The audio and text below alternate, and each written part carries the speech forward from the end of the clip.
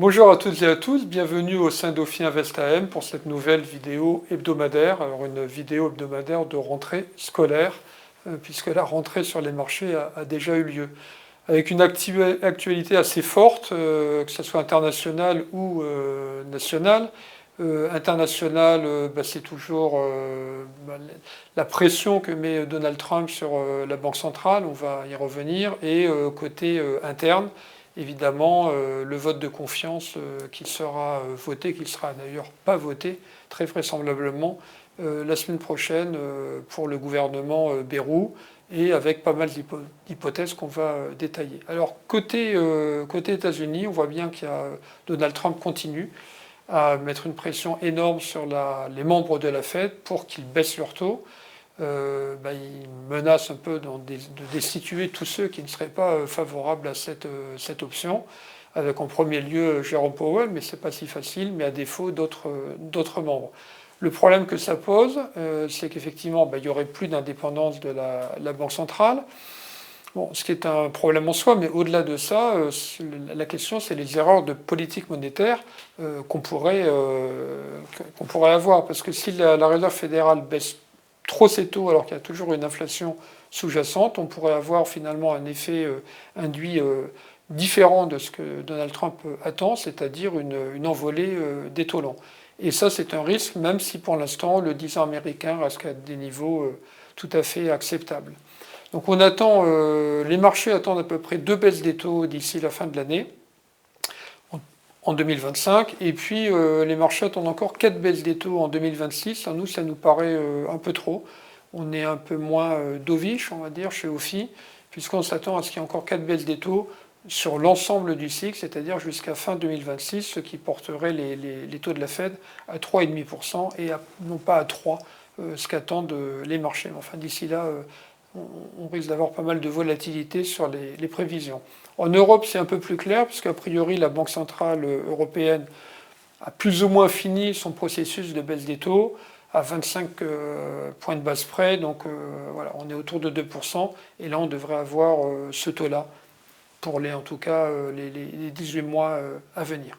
Alors maintenant, si on revient sur la scène française, la politique française, donc on aura donc vraisemblablement un vote de confiance qui ne sera pas accordé à François Bayrou. Et là, plusieurs hypothèses. Donc, soit le président Emmanuel Macron renomme un nouveau Premier ministre dans la même tendance que François Bayrou et que Michel Barnier, mais les mêmes causes produiront les mêmes effets, c'est-à-dire qu'on a peu de chances de voir ce Premier ministre durer jusqu'aux élections présidentielles. Enfin, c'est la première hypothèse. Soit il nomme un gouvernement, un Premier ministre plus à gauche, issu du NFP, ce qu'il n'avait pas voulu faire jusqu'à présent. Et là, il faudrait voir quelle est la tendance de ce Premier ministre. Est-ce qu'il serait à gauche-gauche ou à gauche plus centriste comme Bernard Cazeneuve? Là, les marchés pourraient réagir de manière différente, parce que la question va rester quand même à savoir comment on va résoudre ce déficit budgétaire et arrêter de faire grossir la dette. C'est aussi pour ça que le spread français OAT-Bund s'est écarté à 80 points de base. Il pourrait continuer en tout cas à s'écarter en fonction de ce qui va se passer. Autre solution possible, dissolution de l'Assemblée, mais là on reste vraiment dans une incertitude globale parce qu'il n'y a pas de majorité qui se dessine. On a en gros trois blocs à peu près équipondérés, le centre, le RN et la gauche. Donc là aussi, on n'aurait pas plus de certitude à l'issue de ce vote, enfin, selon les sondages. Et puis, dernière hypothèse, démission du président Macron, mais qui a priori n'a aucune chance de se faire, puisqu'encore une fois, Emmanuel Macron l'a redit, il ne démissionnera pas avant la fin de son mandat. C'est sans doute quand même, on ne sait jamais si c'était cette surprise, ce qui chahuterait le plus les marchés, qui n'y s'y attendent pas du tout. Donc voilà côté intérieur.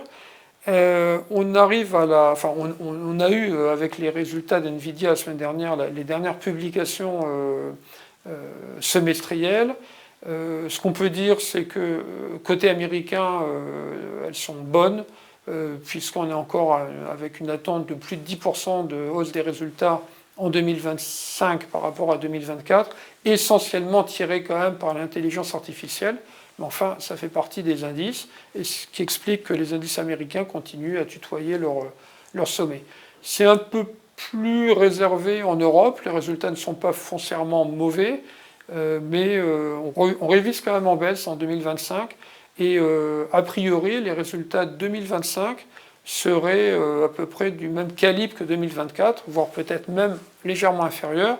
Quand on se rappelle quand même qu'en 2024, les résultats étaient en baisse par rapport à 2023, ça veut dire qu'on aura des résultats 2025 inférieurs à ceux de 2023. Et en parallèle, vous avez des marchés européens, si on prend l'Eurostock par exemple, avec les dividendes qui ont progressé de pas loin de 15%. Donc, ce qui veut dire que cette progression s'est faite sans hausse des anticipations de résultats, donc c'est ce qu'on appelle du re-rating, avec un PE maintenant qui dépasse la médiane, enfin la moyenne historique, même si elle ne les dépasse pas énormément, mais on est maintenant au-dessus de la moyenne historique des 30 dernières années. C'est pour ça qu'on n'attend pas forcément, on n'a pas un gros potentiel sur les actions européennes, mais d'un autre côté, il y a, sauf événements qu'on ne voit pas venir, il y a quand même toujours des flux. Il y a toujours les perspectives quand même de baisse des taux aux États-Unis qui devraient aider le consommateur américain et permettre à la croissance mondiale de se tenir.